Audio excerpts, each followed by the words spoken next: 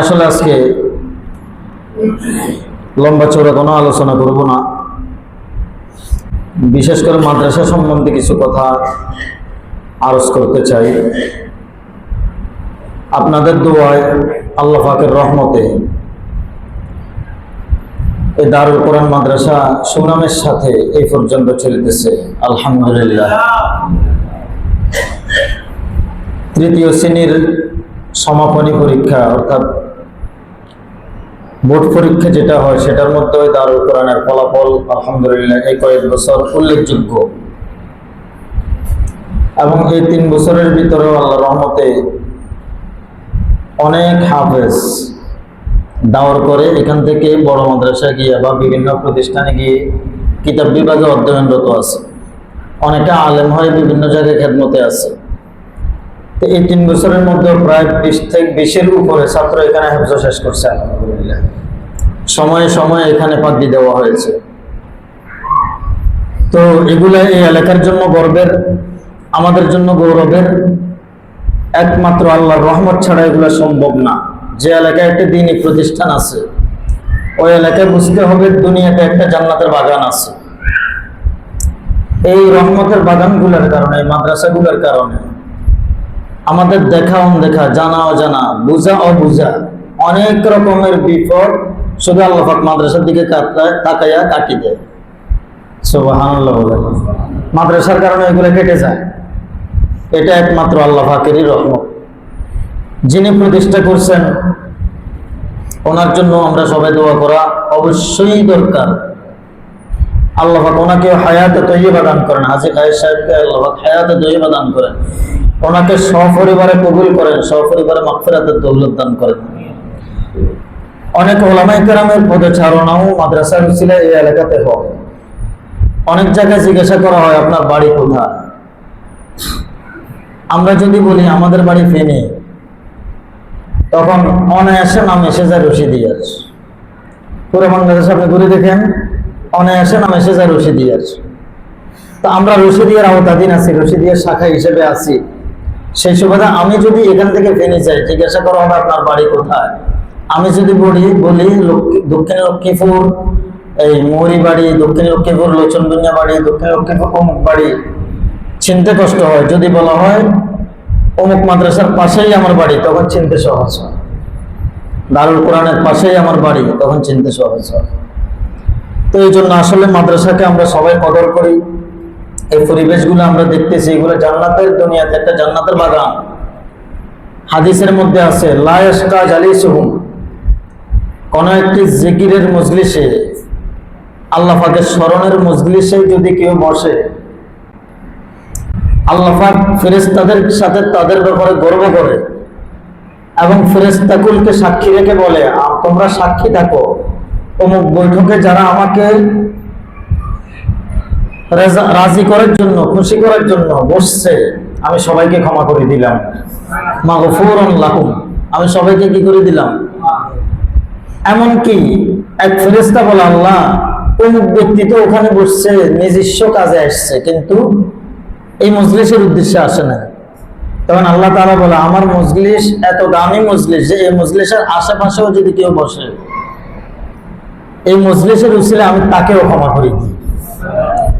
তাহলে আমরা এতটুকু নিশ্চয়তা হাদিসের উপর আশা রেখে, আল্লাহর নবীর কথার উপর বিশ্বাস রেখে এতটুকু নিশ্চয়তা আমাদের থাকে যে এই মজলিসে আসার কারণে আমাদের জীবনের সগীরা কবিরা গুনাহগুলা ইনশাআল্লাহ আল্লাহ ক্ষমা করে দিবেন। অনেক মা বোনরাও আসছেন, সবাইকে শুকরিয়া আদায় করতেছি। তো এতটুকু আলহামদুলিল্লাহ তালিমে তারবিয়াতে আমরা নিশ্চিত থাকতে পারি Jamia Rashidia, Islamic research centre Bangladesh Bashundhara Dhaka, Jamia Madania Silonia, এই 3টাকে আমরা মডেল মেনে এই দারুল কোরআন মাদ্রাসার সার্বিক তারবিয়াতি তালিমে বিষয়গুলোকে আমরা সাজিয়ে তোলার চেষ্টা করি।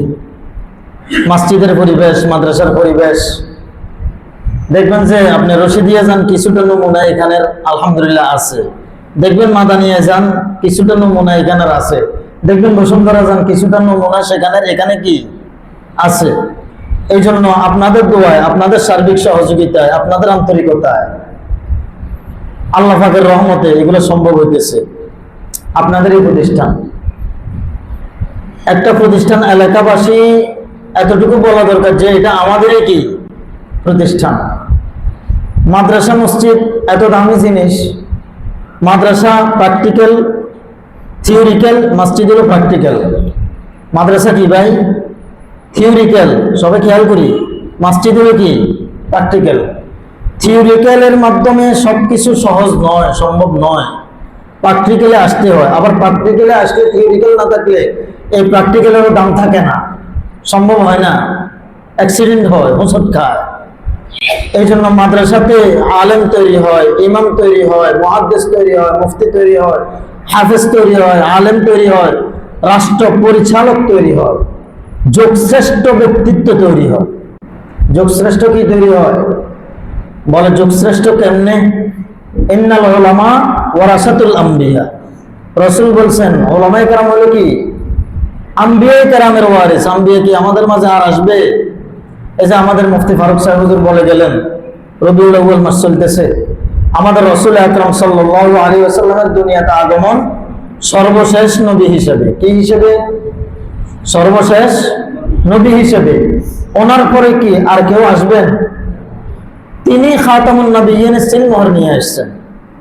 তো এখন কেউ না আসলে পৃথিবী কেমনে চলবে? ধর্ম কেমনে চলবে? দিন কেমনে চলবে?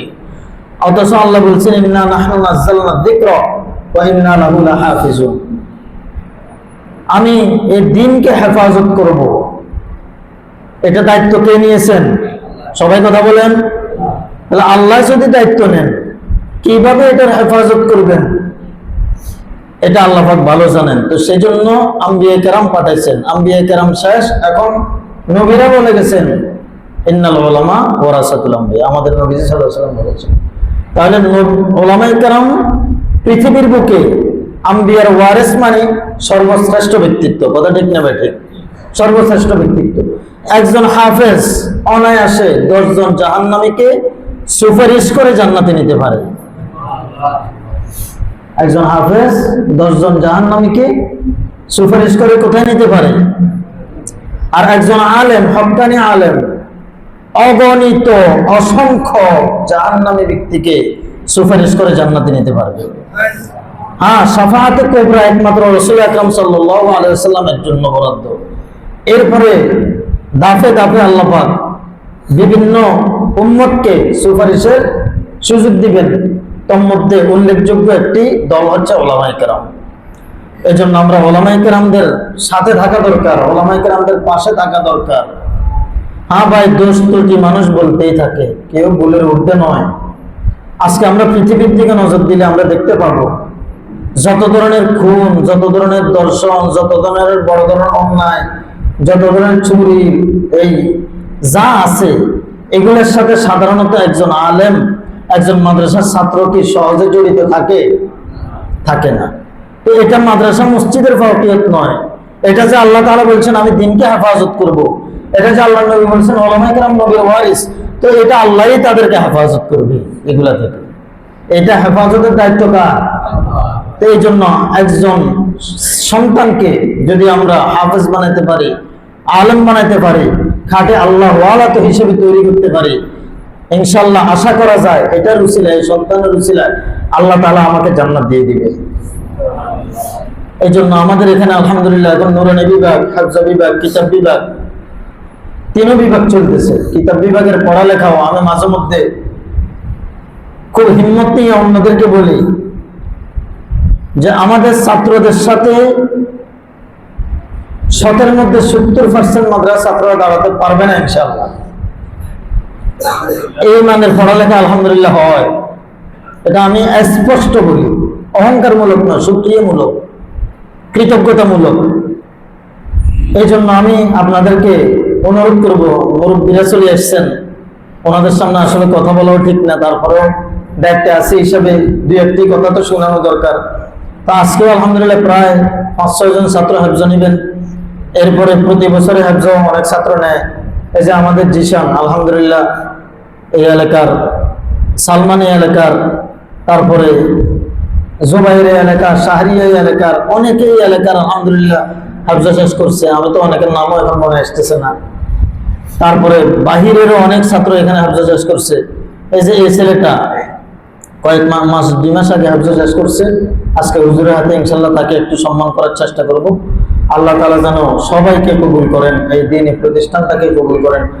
এই হুজুরে আসবেন, কিছু নসিহত করবেন, দোয়া করে দিবেন, আমরা মাদ্রাসার সাথে সম্পৃক্ত থাকব। আজকেও আলহামদুলিল্লাহ আপনাদের জন্য মেহমানদারির ব্যবস্থা আছে, কেউ মেহমানদারি গ্রহণ না করিয়ে যাব না। আর সবাই মাদ্রাসার জন্য দান খয়রাত করার চেষ্টা করব। অল্প হলেও দানের হাত বাড়ানোর চেষ্টা করি। দানে আসসাদকাতু তারুদ্দুল বালা। আমরা তো সব কিছু করতে পারি, দানের ব্যাপারে আসলে আমরা একটু হিমশিম খেয়ে যাই। আসলে এটা আমাদের জন্য ক্ষতিকর। দানের দ্বারায় নিজের জান মালের হেফাজত হয়, আল্লাহ পাকের নৈকট্য লাভ হয়। আসমানে জমিনে অনেক বালা মুসিবত মানুষ বলতে মাথার উপরে ঘুরে, দেখবেন যে আসমান ভেঙ্গে আপনার উপর বিপদ আসতেছে, এমন মুহূর্তে হঠাৎ করে দেখবেন যে আপনার সামনে এটা পানি হয়ে গেছে। এরকম বিপদ কি আমাদের সামনে আসে না? যেমন গতকালকে আমি মোটরসাইকেল অ্যাক্সিডেন্ট করছি, রাস্তাতে 1 হাত জায়গাও আমার জন্য ছিল না। যারা একটু পাশ থেকে দেখছে তারা মনে করছে আমি পিকআপের নিচেই পড়ে গেছি। দৌড় দিয়ে এসে দেখতেছে না, আমি মোটরসাইকেল ফালাই দিয়ে আমি সাইডে পড়ে গেছি, হালকা একটু ক্ষতি হয়েছে। আলহামদুলিল্লাহ, বড় বিপদ থেকে আল্লাহ ছোট আকারে রক্ষা করছেন। এটা একমাত্র কার রহমত। এইভাবে সকল বান্দাকে আল্লাহ হেফাজত করে।